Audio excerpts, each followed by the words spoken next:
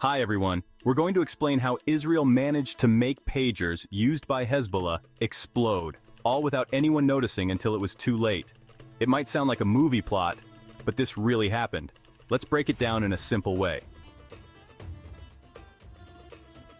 First, why did Hezbollah use pagers? Hezbollah, a militant group, used to communicate with smartphones just like we do, but they realized that Israel could track them by following the signals from their phones. This allowed Israel to find and target key Hezbollah members. So Hezbollah switched to pagers, thinking they were safer. Pagers are simpler devices that can receive short messages but don't send out signals all the time like smartphones. So, what is a pager? It's a small device that receives messages, kind of like a text message, through radio signals, no apps, no internet, and because it doesn't broadcast location data, Hezbollah thought it would be harder for Israel to track them. But Israel found out about Hezbollah buying new pagers. How? Through a combination of tricks. Israel likely used human intelligence, meaning they might have had people working inside Hezbollah or involved in their pager purchase. They could also have used cyber spying by hacking into the communications to see what Hezbollah was planning. This is how Israel learned about the pager order and its delivery. Once Israel knew about Hezbollah's use of pagers, they crafted a clever plan to turn these simple devices into weapons. One possible method they used is known as factory modification. This approach involves gaining access to the manufacturing process, where the devices are being built and secretly altering them. Imagine it like this. An Israeli agent, either by infiltrating the factory or bribing someone on the inside, manages to sneak in and tamper with the pagers before they are even shipped. The tampering is done so carefully that the factory workers assembling the pagers have no idea anything has been changed. In this case, Israel might have added tiny, hidden explosives into the pager's internal parts, such as the battery compartment or the circuitry. These explosives were small, maybe just a few grams, but powerful enough to cause serious harm when detonated.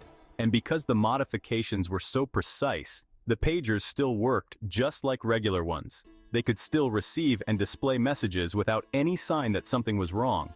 To anyone using them, they were just ordinary pagers. The brilliance of this plan was that Hezbollah had no reason to suspect their communication devices were compromised. The pagers functioned as usual, allowing Hezbollah members to carry out their daily activities without knowing they were holding dangerous devices in their hands. It wasn't until Israel triggered the explosives remotely, likely through a special signal, that the devices revealed their deadly nature.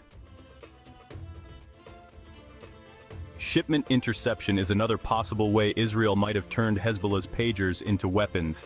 This theory suggests that instead of modifying the pagers in the factory, Israeli operatives waited until the pagers were on their way to Hezbollah. Imagine the pagers being packaged and shipped, likely passing through different locations before reaching their final destination. During this transit, Israeli intelligence could have intercepted the shipment without anyone knowing. Once the shipment was under Israeli control, operatives would have carefully opened the packages, installed small explosives into the pagers, and then resealed the boxes to make it look like nothing had been touched. The pagers were then sent back on their way, continuing their journey to Hezbollah. Since the packages appeared untouched and the pagers worked normally, no one suspected a thing. This type of operation required incredible precision, secrecy, and coordination. Israeli agents would need to know exactly when and where to intercept the shipment, have the tools to install explosives quickly and expertly, and then return the shipment without leaving any trace of interference. This level of planning is a hallmark of Israel's intelligence agencies, which are known for their ability to carry out highly complex missions without being detected. Both methods, factory modification and shipment interception, share the same goal: to make the pagers look and function like regular devices until the explosives were remotely triggered.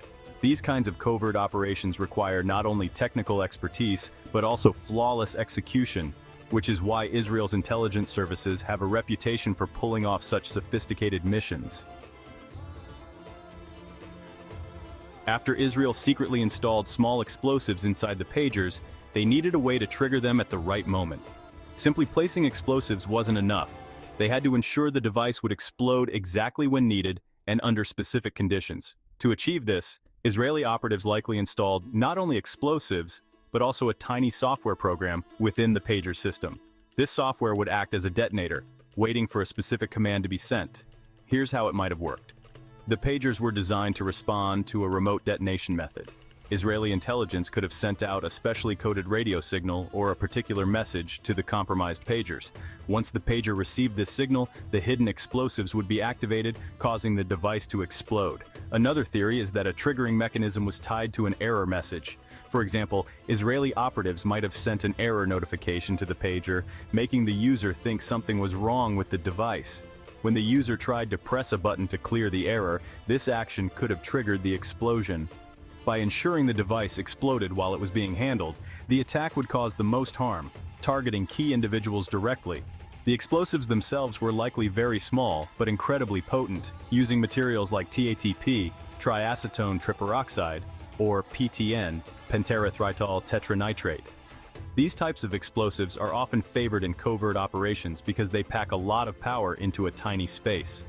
Just a few grams of these materials can cause a deadly explosion, which is why they are frequently used in small-scale explosive devices.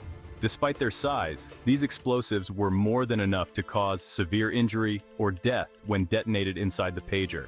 This combination of physical tampering and software programming allowed the pagers to function normally until the exact moment Israel chose to strike, turning ordinary communication devices into lethal weapons.